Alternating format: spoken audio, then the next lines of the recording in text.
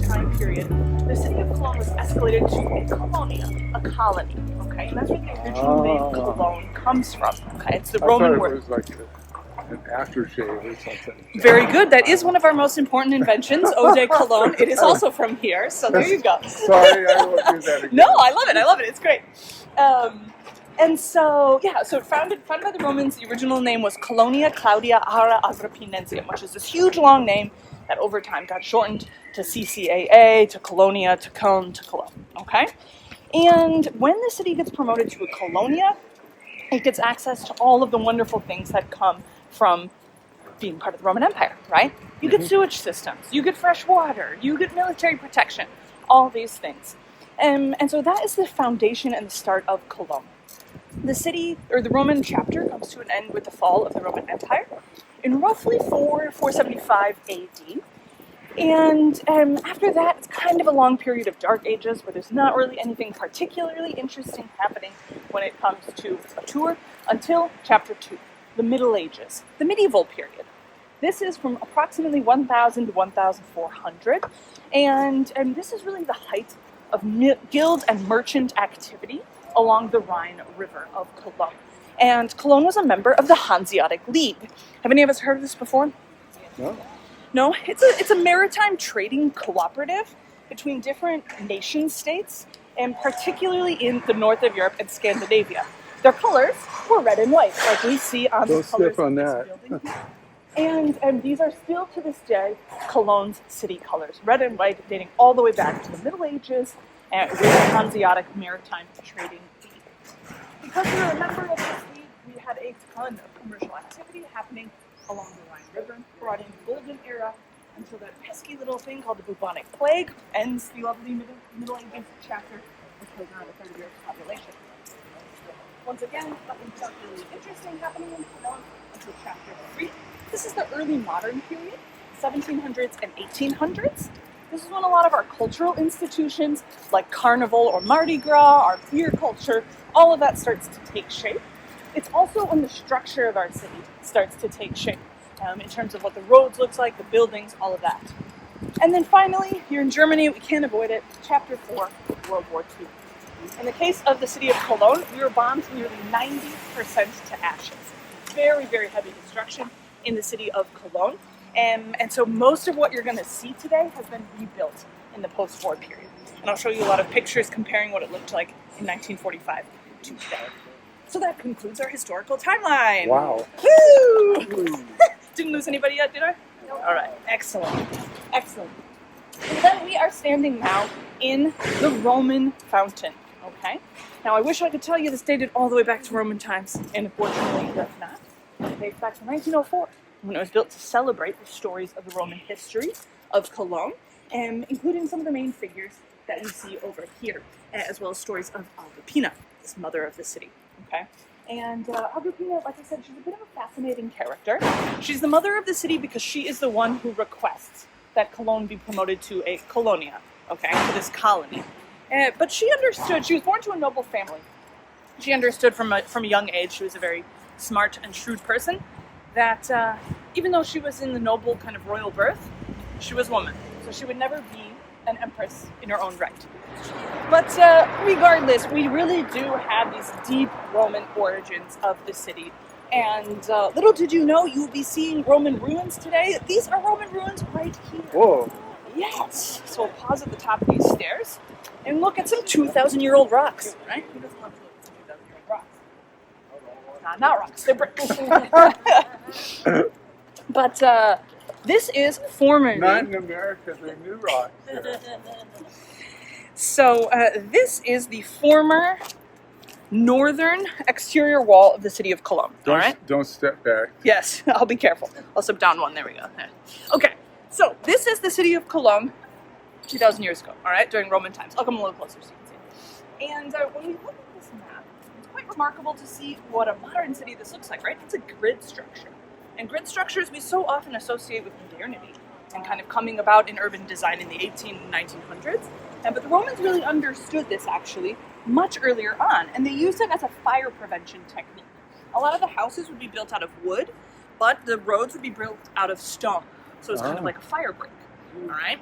And then we also had these exterior walls like we see here. So on this map, we're standing about in between these two gates over here.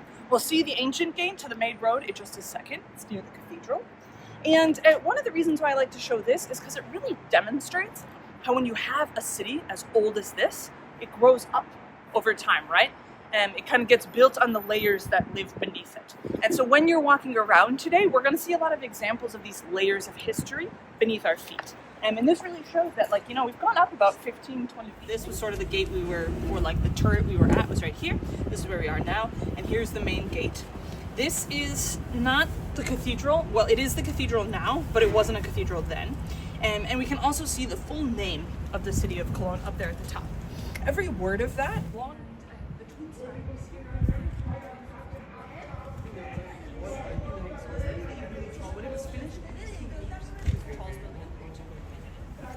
Yes, this very dramatic front. The cathedral starts getting built in 1248, and the reason that the cathedral is being built is because it houses a really important relic inside. And this relic, back in the day, was one of the most important relics in all of Christianity, so it attracted pilgrims, right? And they're using the money from the pilgrims to pay for the construction. That's it, all the way at the top of the Cologne Cathedral there. All right, so this spire was 8 times, and that sits exactly all the way up at the very, very tippy top. Okay. So yeah, we'll come around the front. Famous relics do we usually hear about? The Three Kings! You guys are a smart group. You're getting all my questions. I love it. That's exactly right. The bones of the 3 wise men, the 3 magi, the 3 kings sit inside this golden sarcophagus still to this day. So you can see this inside the cathedral still today. It's behind bulletproof glass, so you can't get super close to it, but it's big. It's like this big by this big maybe. And so anyway, this comes to the city of Cologne, and they obviously are like, we need an incredible cathedral to house this incredible wonder that's inside. So that's exactly what the concept of the architecture is, right? Make it as grand as possible. Essentially, it's like free advertising. If this is what the outside looks like, woo-hoo-hoo, imagine what the inside's got, right? It used to be about 40 feet that big. Until the 1960s when we needed to build a parking lot. And we found this road, and the people of Cologne got involved in the story, right? I told you we're really good at making plans. And so the plan was, we're building the parking lot for the wonderful Roman Germanic Museum, and we've now found a stretch of the harbor road from Roman times. Incredible. But we still really need this parking lot. So why don't we just, move the stones? We'll just move them 40 feet over this way, and it'll be great. Open air exhibition for the Roman Germanic Museum. Excellent, great idea. So we label all the stones and we start moving them, and then what happens? It rains. And what did we label the stones in? Chalk. Chalk. Did we make a master schematic? No. Did we take a picture of it? No. And so, Romans could build roads 2,000 years ago. It's intricate puzzles where each piece is meant to fit together. And, in 1964, this is the best we could do. All right, so. It's a bit like hopscotch. Originally it was tight, and there's also, they use molten, not here, but in a lot of Roman stones, they use molten lead oftentimes to kind of connect them, almost like in a mortar. Yeah. So when they say get the lead out, that usually means... Yeah, originally it was together. Originally, at least more together than this. That was the best they could do. And this is the best we could do. So weren't the roads a certain width to accommodate 2 soldiers walking side by side? With a chariot as well, With a chariot? Mm-hmm, that's exactly right. Yeah, this one would have been going down to the harbor. So the Romans had a harbor down in the Rhine River. I'll show you that map again. What? Okay, what's this? Yes, so all of this stuff here has all been relocated here intentionally. This is a section of the Roman sewer system. So one of the weird kind of blessings in disguise that happens after World War II is the city's completely bombed, right? And so there's all these big holes in the ground. And one of the things that they rediscover is an entirely intact network of Roman sewer systems. And so you can really walk through them like this. Huge ones. So this is a section that they brought up from about 40 feet under the ground now, up to kind of show us that. And another museum that will hopefully open at some point in the future is the 2,000-year history of Cologne Museum. And it's going to start in the Roman sewers. So you're going to take an elevator down into the sewers and then walk up the levels of Cologne's history. Yeah, it should be really cool. I'm actually quite looking forward to that one opening. Wow. But that's what this is. This is a small section of fountain that was rediscovered, mostly just this back plate here. We can also see another section of the wall. You saw a more impressive one earlier today, but this is kind of another section of that. And it's all to highlight this museum, which is the Roman Germanic Museum. And the entire reason this museum was built is because in 1942, they discovered this mosaic. It's called the Dionysus mosaic. It is considered to be one of the best preserved Roman mosaic floors in all of Europe. Oh, jeez. Did you see your ankle? Holy crap. Can I see that? Oh, yeah, of course. This one? So, Jan Gunberg, we see at the top, was a Boer farmer. And he came to this market square to sell his grains. He was a grain farmer. And one day he's selling his grains and he looks up and he was in feet wearing a beautiful breech. So nowadays they are both still the original Eau de Cologne. Yeah, so they really were invented here. Wow. Yes. So that's what we're going to see when we're at the Brauhaus today. And there's a pretty specific reason for that. You don't get drunk? You don't get drunk. I hear that a lot. That's not true. You just got to drink more of them. But no, so it's served in that because it better aerates the beer. Oh. And exactly, it impacts the flavor. And also, once you order your first round of Kolsch, you don't order again. They just keep coming. It's like a magic beer fairy is dropping them off, right? Really? And that way, that makes sure you're always drinking a cold beer, right? One of the big things with those beer steins from southern Germany, they warm up, and then you have like a flat, stale beer by the end because you're drinking a liter of beer. I mean, there's only so fast that you can drink that amount of beverage. So in the case of a Kolsch beer, as soon basically as you're done drinking one, another one will appear. And it's not a beer fairy, obviously. It's a server who's serving them for you, and he's keeping track of how many you've ordered by marking a tick mark on your coaster. And so then at the end, when you're ready to pay, you put the coaster on top of your glass, and that becomes your bill. Okay, so that's the symbol that you're ready to be done, is you put your coaster on top of your glass. And they count them up. They're not super expensive, usually between 2 and 250 euros. But in the case of where we're going today, this won't happen to us because we've obviously pre-ordered for the group and everything. But regardless, if you do decide, ever to come back to Cologne or during free time or whatever, that's how the process works, okay? So you can say, no more beer, I'm done drinking, as many times as you want until you put that coaster on top of your glass. The beer's going to keep coming. Yeah, that's the signal. Exactly. Oh. Yes. Have we learned already how to say cheers in German? Prost, exactly. It's like roast with a P, Prost.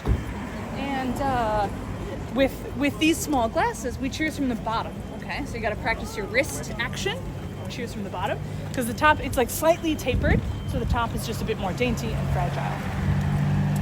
And then last thing you need to know when cheersing in Germany, aggressive eye contact, all right? You got to look everyone in the eyes. They're really strict about it. They really, Germans are rule followers, right? And this is one of the rules you have to follow, is eye contact when cheersing.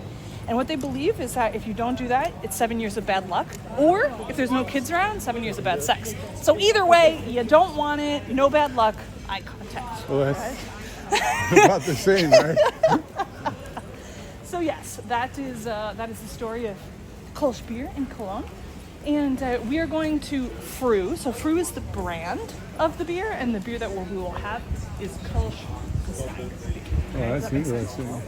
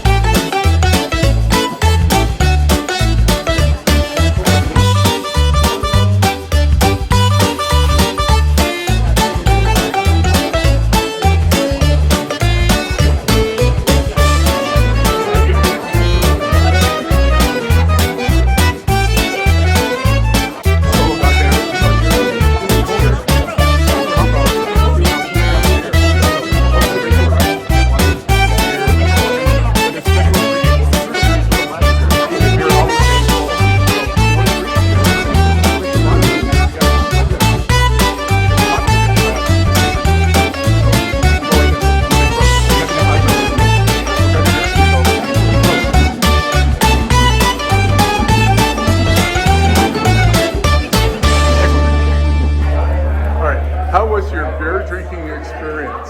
Fantastic. Fantastic? Yes, too short, but fantastic. It is. I could use more time for more beer. Yes, agreed. Yeah. All right. Prost. Prost. Is only used for like non-human objects. So, eine? For like Would you use eine? eine, it means or the. And so you only use it for inanimate objects, not people. And so when he said that, he said, ich bin ein Oh, so Berliner. And a Berliner is a jelly-filled donut. It's been. So I am a jelly-filled donut. Of course, people knew what he meant, you know. He So he would have said, ich ich bin Berliner. Ich bin Berliner. Yeah. I would love them.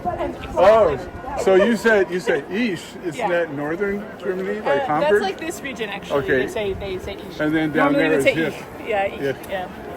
And you got to do it loud too, so the people back in Ann Arbor hear you. 1, 2, you know what to do. Hail to the victors valiant, hail to the conquering heroes, hail, hail to Michigan, the leaders and best. Hail to the victors valiant, hail to the conquering heroes, hail, hail to Michigan, the champions of the West.